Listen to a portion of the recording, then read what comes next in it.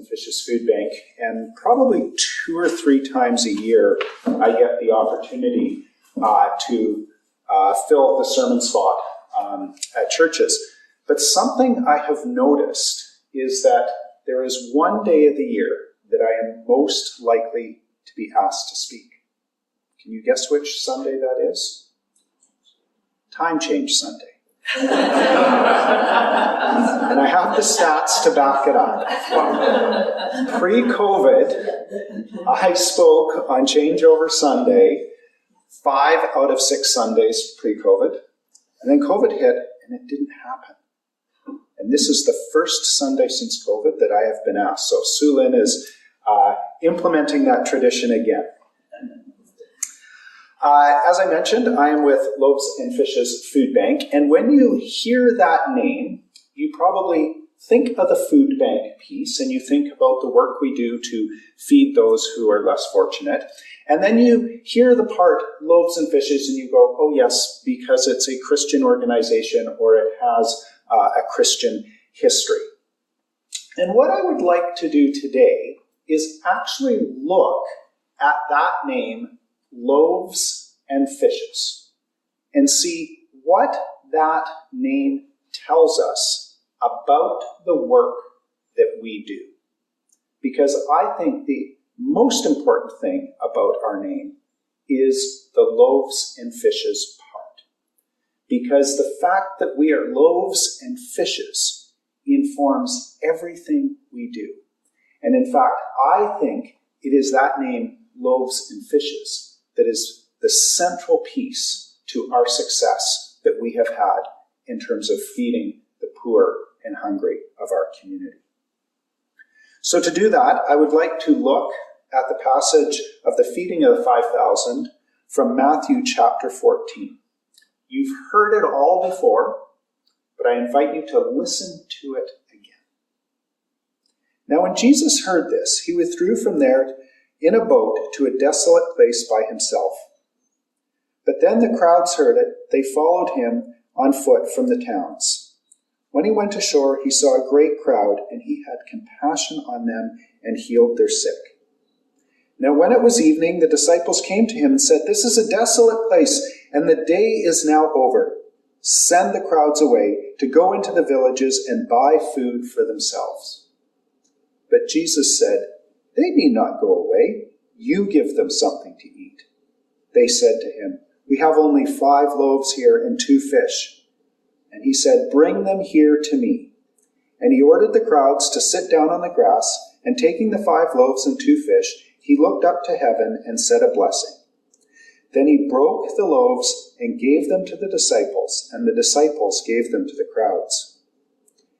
And they all ate and were satisfied. And they took up 12 baskets full of the broken pieces left over. And those who ate were about 5,000 men, besides women and children. A number of years ago, I was being interviewed on CBC radio across the province. And the interviewer made reference to the parable of the loaves and fishes. And I so wanted to correct her, but I thought this is not the place to do it. This is not the interview about the theology of what is going on here. But it stuck with me. I'm like, this is not a parable. This is a miracle that Jesus performs in the real world to show people what life in the kingdom looks like. This is not a metaphor that tells us something about the world. This is an actual expression of the way the world is intended to work. And so I want to look at this and pull out the pieces of it that inform the work that we do as Loaves and Fishes Food Bank. And the first thing I want to look at is the issue of gratitude and thanks. How often do we see the challenges in our world and we go, oh my gosh, what are we going to do? But through this passage, we are encouraged to begin with thanks. Think about the passage that we heard at the beginning from Numbers. The Israelites were grumbling in the wilderness. Is this the food we've got? What are we going to do? What do we see in this passage here of the loaves and fishes? There's thousands of people there. And what do the disciples do? They grumble. They say, all we have are 5 loaves and 2 fish. They come up with a solution, send the people away. What does Jesus say? He does an inventory, he finds out what they have, and what's his response? Yeah, you're right. We only have 5 loaves and 2 fish, we should send everyone away. No, that's not what he does. What he does is he gives thanks. He says a blessing. He recognizes what they have and gives thanks for it. How often in the work that we do to serve the community, whether we are a food bank or a homeless shelter, or we look at the great challenges we face in this world around war and peace, and do we focus on what we don't have? Through this passage, we are learning that we need to begin with thanks. Thanks for the good gifts that God has given to us. So from this place of thanks, what then happens? We can go, oh, well, Jesus fed everyone.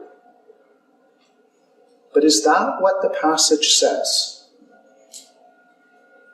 Jesus gives the food to his disciples, and then the disciples go out into the crowd. Jesus relies upon his followers to take the food out into the community. Yes, this is Jesus' miracle, but it is not this food just suddenly appearing in front of everyone. And that is exactly what we do at Loaves and Fishes Food Bank. We go out into the crowd to distribute the food. And we do that in a number of different ways. But our number one operational goal, we recite this like a liturgy at every single meeting that we do as an organization. Our first goal is to ensure that every nonprofit on Vancouver Island has the food they need to thrive. So we supply food to over 100 other nonprofits, Indigenous communities, churches like this across Vancouver Island. We do that by driving out into the community. I brought food up here today in my truck. But every week we go to Northern Vancouver Island, Port McNeill, Port Hardy.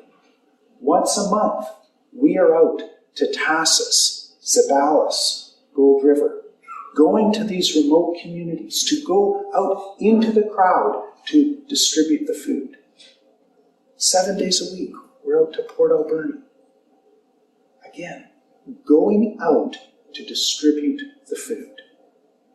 So our number one goal is to make sure that every nonprofit on Vancouver Island has the food they need to thrive.